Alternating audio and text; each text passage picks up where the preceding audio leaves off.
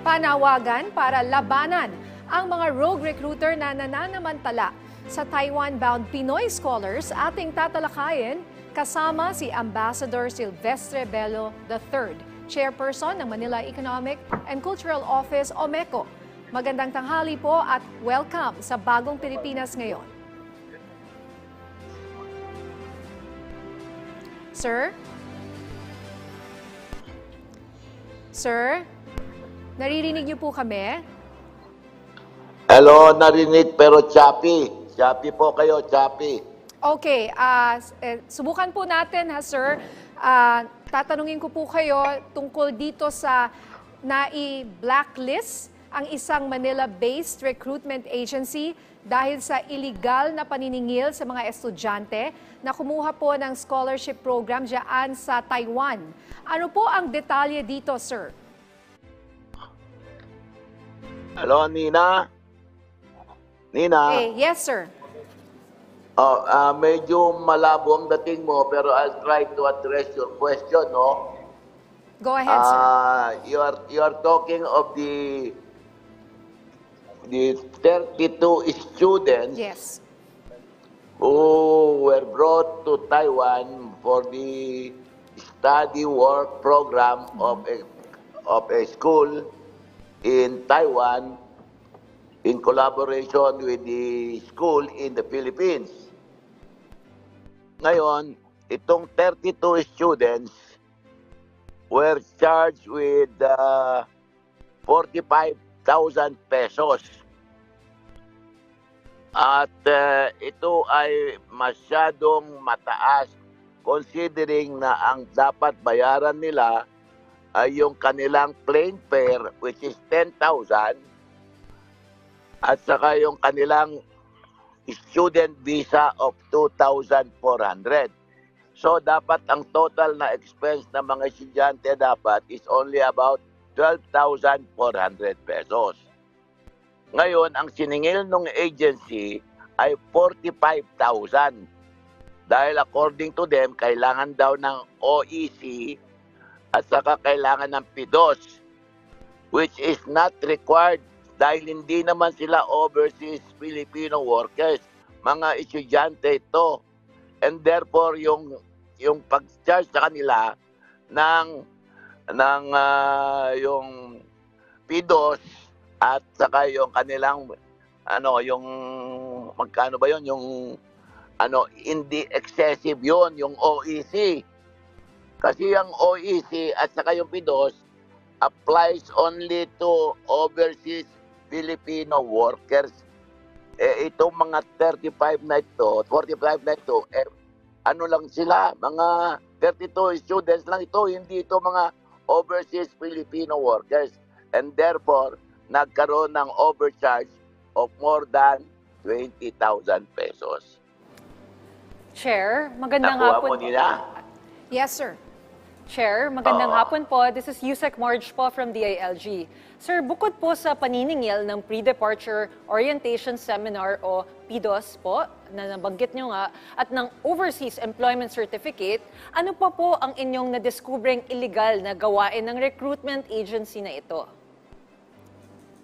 Unang-una, Nina, we found out na itong agency na ito ay ginawa na naman nila noon yan. Nag-overcharge na naman sila sa mga estudyante na dapat ang bayaran lang nila ay yung plane fare at saka yung visa. So overcharging yan, illegal collection yon dahil hindi dapat sila mapidos. Yung PIDOS is Pre-Departure Orientation Seminar, and that applies only to overseas Filipino workers.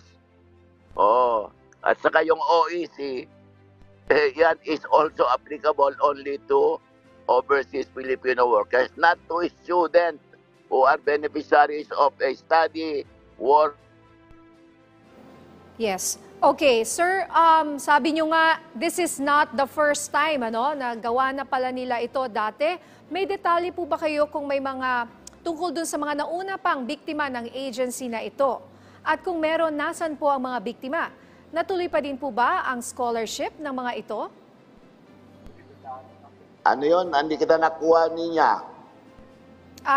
Sir, sabi nyo this was not the first time. Meron pang mga naunang biktima ang agency na ito. Kung meron po, ano Yes, pong nangyari doon? At bakit hindi sila napanagutan yung ginawa po nilang ito? Yung ginawa nila noon ay nung before my term as chairman. Noon pa yan, nung hindi pa ako ang chairman ng MECO. I do not know what they did, pero yung nga, nagkaroon ng ganyang incident na naman, and that is why I asked this agency to explain. And in fairness naman, they wrote us and they're willing to present their side. And of course, I will give them due process, so I will listen to their side. Chair?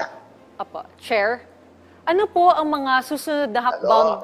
Chair? Ayan po, naririnig niyo po ba kami? Malabo, niya, malabo. Malabo, I cannot understand you. Chappy na. Okay. Subukan. Chappy. Okay.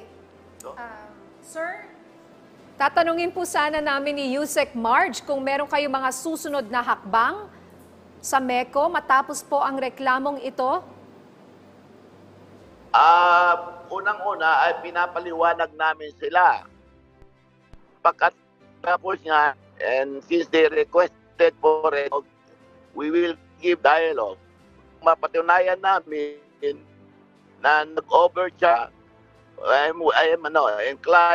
are inclined to recommend for the cancellation of their license. Kung mapatunayan namin na ginawa nila yung illegal extraction or illegal collection, we will recommend the cancellation of their license. Okay, good news po yun. Chair, may ibang recruitment agency pa po ba kayong minomonitor sa ngayon na illegal na nagpapaalis ng mga Pinoy scholars sa ibang bansa? Hindi ko nakuha yun, Nina. Yusek Mark, pasensya ka na, hindi ko masyadong... Okay lang po, Hindi Chair. ko masyadong naririnig. Ulitin ko po, Chair, may iba pa po bang recruitment agency na minomonitor niyo po ngayon na illegal na nagpapaalis ng mga Pinoy scholars sa ibang bansa? Sa ngayon, wala pang report na dumarating sa amin na mga ibang agencies who are involved in the same activity. Okay, bilang panghuli na lang po, meron po ba kayong mensahe at paalala sa mga kabataan na nais pumasok sa isang katulad po niyan, scholarship student work program sa ibang bansa?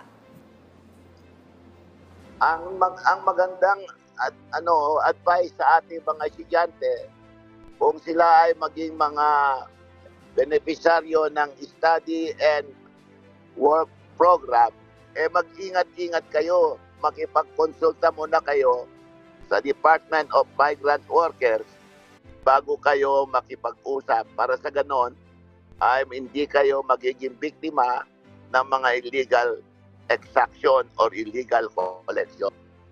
Yun po ang aking may payo sa ating mga estudyante. Kawawa naman po sila. Nag-aaral pa lang sila para makapagtrabaho, kinokolekta na sila mga illegal expenses. Okay, maraming salamat po sa inyong oras, Ambassador Silvestre Bello III, ang chairperson ng Manila Economic and Cultural Office o MECO. Thank you po. Thank you, Nina. And thank you, Yusek. Pasensya ka na, Yusek, ha?